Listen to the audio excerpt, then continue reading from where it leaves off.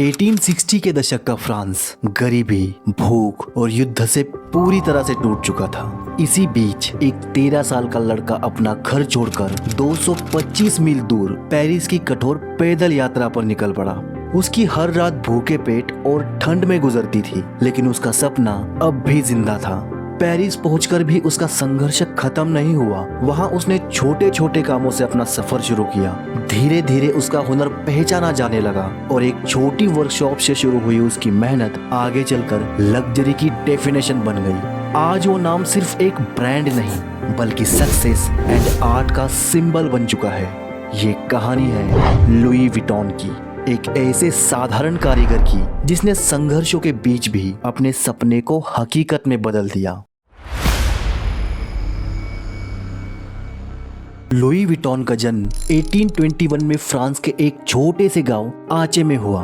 उनके पिता जेवियर एक किसान थे, जबकि उनकी मां कैरिन टोपियां बनाती थी। ऐसा कोई रिकॉर्ड नहीं है जो दर्शाता हो कि लुई ने कभी शिक्षा प्राप्त की थी। उस समय विटॉन फैमिली आर्थिक तंगी से गुजर रही थी, इसलिए लुई दिन रात अपने खेत में काम करते थे। ऐसी हालात में उनको शिक्षा मिलना बहुत ही कठिन था। ऐसे में महज 10 साल की उम्र में लुई अपनी माँ को हमेशा के लिए खो देते हैं, जिसके बाद हालात और भी बदतर हो जाते हैं। लुई के पिता जल्द ही दूसरी शादी कर लेते हैं, लेकिन लुई की सौतेली माँ हमेशा उन्हें टॉर्चर करती थी, इसलिए वो हमेशा झगड़ता रहता था। और इसलिए जब वो 13 साल के होते हैं तो वो घर से भागकर पेरिस जाने का प्लान बनाते हैं और एक रात अचानक से घर वालों को बिना बताए चुपचाप पेरिस के लिए निकल पड़ते हैं। लेकिन उनके सामने बहुत बड़ी समस्या थी, क्योंकि पेरिस 225 मील दूर था और लुई के पास ना ही पैसे थे और ना ही खाना। इसलिए वो अपनी यात्रा कच्ची सड़कों पर पैदल चलकर शुरू करते हैं। ज्यादातर रातें वो खाली पेट सड़क के किनारे या जंगल में सोकर काटते थे। जब वो किसी गांव में जाते तो खाना या पैसे के बदले छोटे मोटे काम करना शुरू करते हैं। इन छोटे छोटे कामों के जरिए वो मेटल, स्टोन, कपड़े और लकड़ी पर कारीगरों जैसा हुनर सीख लेते हैं। लेकिन पैसों की कमी के चलते उनकी यात्रा बहुत धीमी थी, इसलिए उन्हें पेरिस पहुंचने में पूरे 3 साल लग जाते हैं। पेरिस पहुंचने के कुछ समय बाद लुई को अप्रेंटिस बॉक्स मेकर एंड पैकर के रूप में काम मिलता है। उस समय बॉक्स मेकर्स अपने कस्टमर्स के लिए कस्टम साइज के बॉक्स बनाते थे और जब कोई कस्टमर यात्रा पर निकलता तो उसके सामान को पैक या अनपैक भी करते थे। इस नौकरी के जरिए वो कई अपर क्लास लोगों से मिलते हैं जिन्हें अपनी यात्राओं के लिए ऐसे कस्टम सामान की तलाश थी। लुई वहाँ कई सालों तक काम करते हैं और जी जान लगाकर कस्टम ट्रंक्स बनाना सीखते हैं। 1851 में फ्रांस की महारानी उनकी कस्टमर बनती है और उनकी नजर लुई के बेहतरीन कारीगरी पर पड़ती है और वो लुई को अपना प्राइवेट बॉक्स मैन्युफैक्चरर एंड पैकर के रूप में नौकरी पर रखती है। देखो, उस समय सारे बॉक्स मेकर्स का किसी रॉयल फैमिली के लिए काम करना एक सपना होता था। लुई एक बेघर लड़का जिनके पास कुछ भी नहीं था, लेकिन अब वो फ्रांस के सबसे रॉयल फैमिली में एक प्रतिष्ठित नौकरी कर रहे थे।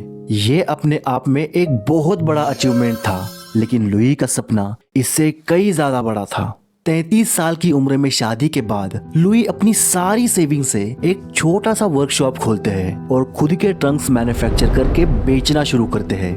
देखो, लुई उस समय के ट्रंक्स में एक बहुत बड़ी खामी देखते हैं कि उस समय के सारे ट्रंक्स चमड़े के बने होते थे और उनके ऊपरी हिस्से गोल और गुंबददार होते थे ताकि बारिश का पानी आसानी से लुढ़क जाए। लेकिन इसकी असली दिक्कत ये थी कि उन ट्रंक्स को एक के ऊपर एक रखना नामुमकिन था, इसलिए पैकर्स को एक एक करके ट्रंक्स लेके जाने पड़ते थे। लुई अलग अलग मटेरियल के साथ एक्सपेरिमेंट करना शुरू करते हैं और वो फाइनली पाते हैं कि कैनवास हल्का, टिकाऊ और ज्यादा पानी विरोधी होता है, जिसका मतलब था कि अब वो ट्रंक के ऊपरी हिस्से को फ्लैट बना सकते थे। उस समय ये बहुत बड़ा इनोवेशन था, क्योंकि अब उन्हें एक के ऊपर एक रखकर कई ट्रंक्स पैक करना संभव था और ये ज्यादा कॉम्पैक्ट भी थे।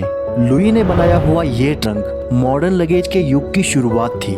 इस समय तक लुई अपने प्रोफेशनल रेपुटेशन के साथ साथ अपर क्लास लोगों के साथ भी स्ट्रॉन्ग कनेक्शन बना लेते हैं और जब वो अपनी नई लगेज लाइन लॉन्च करते हैं तो यह तुरंत हिट हो जाती है। वो अपने अपर क्लास कस्टमर्स के लिए एक लुई विटॉन कैटलॉग बनाते हैं, जैसे वो प्रोडक्ट्स देखकर कस्टमाइज्ड ट्रंक्स बनवाकर घर मंगवा सकते थे। सिर्फ 2 सालों में उनके नए ट्रंक्स अमीर लोगों के लिए एक स्टेटस सिंबल बन गए। एक ऐसी जरूरी एक्सेसरी जो लग्जरी एंड स्टाइल का सिंबल थी। इसकी वजह से उनका ब्रांड इतना पॉपुलर हो जाता है कि उन्हें पूरी दुनिया से ऑर्डर्स आने लगते हैं। यहाँ तक कि उन्हें इजिप्ट के रॉयल फैमिली से भी कस्टमाइज्ड ट्रंक्स के ऑर्डर्स आने लगते हैं। 1859 में वो पेरिस के बाहर एक वर्कशॉप खोलते हैं और 20 लोगों की एक टीम को काम पर रख लेते हैं। अब उस दौर में ट्रेन और प्लेन से यात्रा करने का ट्रेंड तेजी से बढ़ रहा था। इससे उनके पोटेंशियल कस्टमर्स की संख्या कई गुना बढ़ जाती है। अब लुई विटॉन का बिजनेस सफलता की बुलंदियां छू रहा था।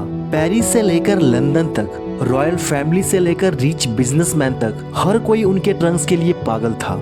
लोग कहते थे कि अगर तुम्हारे पास एलवी का ट्रंक है तो तुम्हें दुनिया सीरियसली लेती है। लेकिन जिस ऊंचाई पर वो पहुंच चुके थे, तब जिंदगी ने फिर से उनकी परीक्षा लेने का फैसला कर लिया, क्योंकि फ्रांस एक युद्ध की ओर बढ़ रहा था और ये लुई के लिए बहुत बड़ी दिक्कत बनने वाला था। 1870 में फ्रांस पर्शियन वॉर शुरू होता है, इसलिए लुई को अपना घर छोड़कर हजारों लोगों के साथ शेल्टर में रहना पड़ता है। 1871 में जब आखिरकार युद्ध खत्म होता है, तब लुई अपने दुकान पर लौटते हैं। तब वहाँ सिर्फ खंडर बचे थे। दरवाजे और खिड़कियां टूटी थी, मशीन्स चोरी हो गई थी और वो सब कुछ जिसे उन्होंने सालों की मेहनत से बनाया था, वो पूरी तरह से बर्बाद हो चुका था। लेकिन लुई हार नहीं मानते और वो अपनी सारी सेविंग्स लगाकर फिर से अपना बिजनेस शुरू करने का फैसला करते हैं। युद्ध ने पेरिस के कई लोगों के घर और दुकान पूरी तरह से बर्बाद कर दिए थे, इसलिए शहर में कई शोरूम एंड वर्कशॉप किराए पर अवेलेबल थे।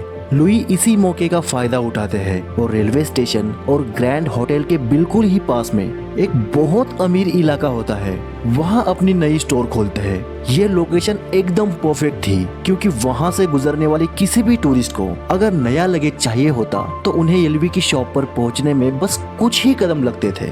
1872 में लुई बिल्कुल नया ट्रंक डिजाइन करते हैं, जो बीच कैनवास मटेरियल से बने होते थे और उन पर बहुत खूबसूरत ट्रिप्स बनी होती थी। ये नया डिजाइन तुरंत ही बहुत पॉपुलर हो जाता है और लोग इसे सिर्फ लगेज नहीं बल्कि मॉडर्न स्टाइल का सिंबल कहने लगते हैं। एलवी की सफलता देखकर कई ब्रांड्स उनके डिजाइन की कॉपी करने की कोशिश करते हैं, लेकिन एलवी ट्रंक्स की क्वालिटी इतनी बेहतरीन होती थी कि लोग असली एलवी खरीदना ही पसंद करते थे। अगले 20 सालों तक लुई लगातार अपने इस नए स्टोर में काम करते हैं और अपने ब्रांड को नई ऊंचाई तक पहुंचाते हैं। लेकिन 70 साल की उम्र में उनकी मृत्यु हो जाती है। हालांकि लुई विटॉन का सफर यही खत्म नहीं होता, बल्कि अब उनकी लेगेसी उनका बेटा जॉर्ज विटॉन अपने हाथों में लेता है। जॉर्ज अपने एलवी ब्रांड को ग्लोबली पहुंचाने का प्लान बनाते हैं और लंदन में अपना एक स्टोर खोलते हैं, जिससे एलवी का नाम पूरे यूरोप में फैलने लगता है। अब कोई ब्रांड जितना बड़ा होता है, उसके सामने चुनौतियां भी उतनी ही आती है। उस समय एलवी के ट्रंक्स इतने पॉपुलर हो चुके थे कि कई बॉक्स मेकर्स उनकी डुप्लीकेट कॉपियां बनाना शुरू करते हैं। इस प्रॉब्लम से निपटने के लिए जॉर्ज 1896 में एलवी मोनोग्राम ये आइकॉनिक डिजाइन पेश करते हैं। ये वही डिजाइन है जिसे आज भी दुनिया जानती है। ये डिजाइन उनके पिता लुई विटॉन के सम्मान में बनाया गया था।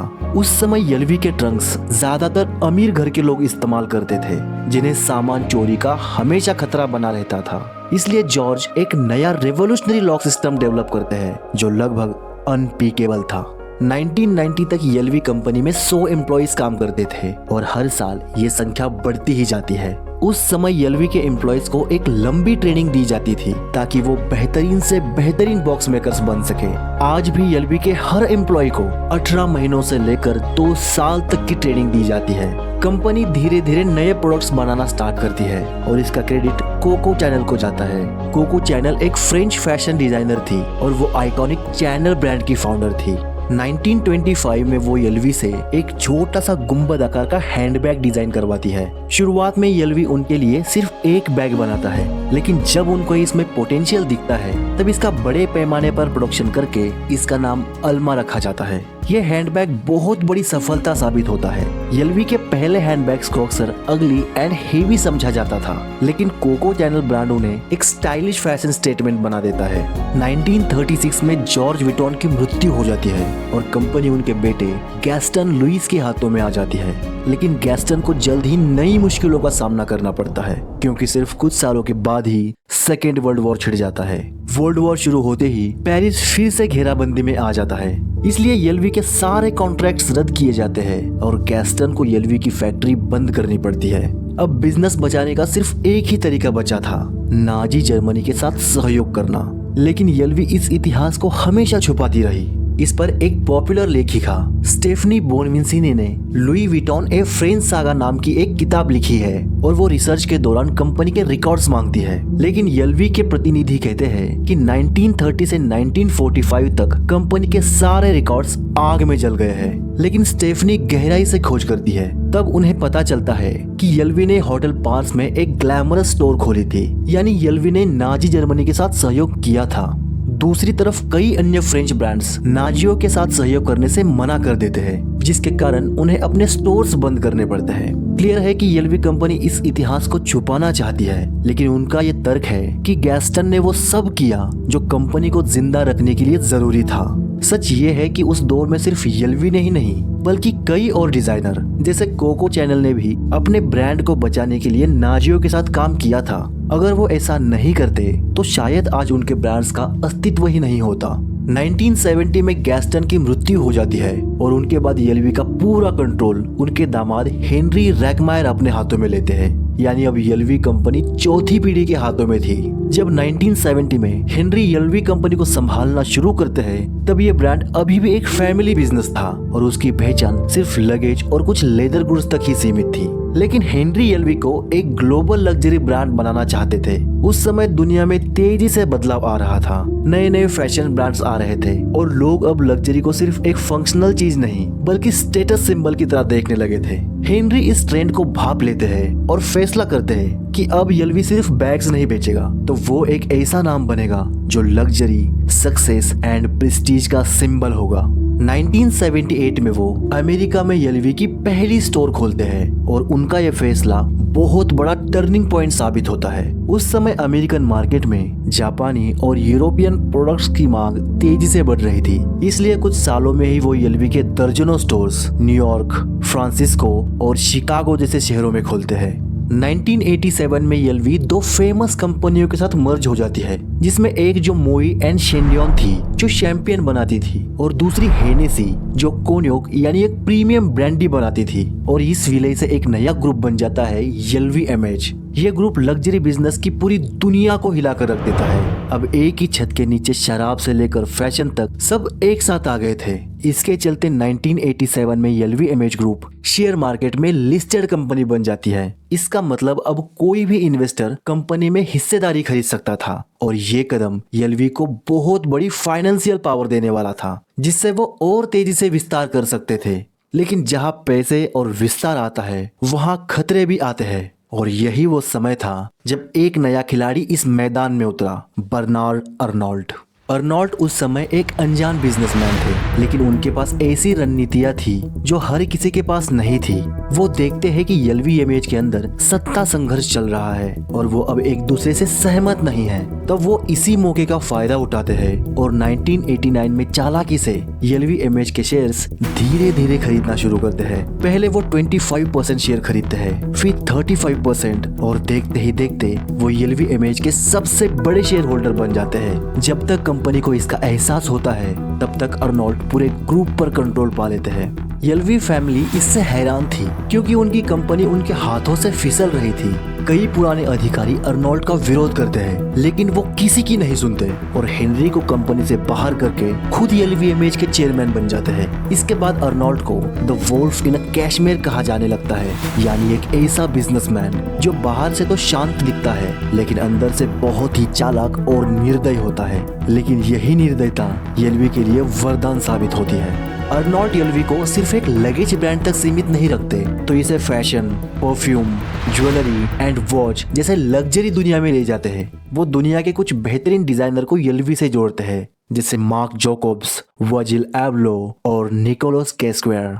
1997 में मार्क जोकोब्स को यल्वी का आर्टिस्टिक डायरेक्टर बनाया जाता है। यह कंपनी के इतिहास का सबसे रेवोल्यूशनरी कदम था। मार्क यल्वी को एक ट्रेडिशनल ब्रांड से निकालकर हाई फैशन की दुनिया में उतारते हैं। वो पहली बार ready to wear clothing line launch करते हैं, यानी अब यल्वी सिर्फ बैग्स नहीं बल्कि पूरे फैशन आउटफिट डिजाइन कर रहा था। इसके बाद यल्वी पॉप कल्चर का इस्तेमाल करता है। वो सुप्रीम जैसे स्ट्रीटवेयर ब्रांड के साथ कोलैबोरेशन करते हैं, जिससे यंग जनरेशन के बीच इसकी पॉपुलैरिटी कई गुना बढ़ जाती है। 2021 में एलवी ने एक और ऐतिहासिक कदम उठाया और वर्जिल एबलॉ को जेंट्स कलेक्शन का क्रिएटिव डायरेक्टर बनाया। Virgil Abloh traditional luxury and modern street fashion का कॉम्बिनेशन करते हैं जो लोगों को बहुत पसंद आया। आज एलवी सिर्फ एक ब्रांड नहीं, ये एक कल्चर बन चुका है। इनके स्टोर्स दुनिया के लगभग हर बड़े शहरों में हैं, जैसे Paris, London, Tokyo, New York, Dubai, Mumbai, हर जगह। इसके एक बैग की कीमत 3 लाख से लेकर 30 लाख रुपए तक होती है। कई बार एलवी पर मजदूरों के शोषण और पर्यावरण से जुड़े गंभीर आरोप भी लगे, लेकिन इसके बावजूद भी कंपनी की पॉपुलैरिटी कभी कम नहीं हुई, क्योंकि लोग उनसे सिर्फ एक बैग नहीं खरीदते, तो वो एक आइडेंटिटी खरीदते हैं या एक स्टेटस। और ये सब एक ऐसे लड़के से शुरू हुआ था जो कभी 13 साल की उम्र में घर से भाग गया था, जो जंगलों में सोया था, जिसके पास ना पैसे थे ना शिक्षा, सिर्फ एक सपना था। आज लुई विटॉन का नाम उस सपने का प्रतीक है कि अगर आप मेहनत, जुनून और धैर्य से काम करें तो एक साधारण किसान का बेटा भी दुनिया का सबसे बड़ा लग्जरी एम्पायर खड़ा कर सकता है।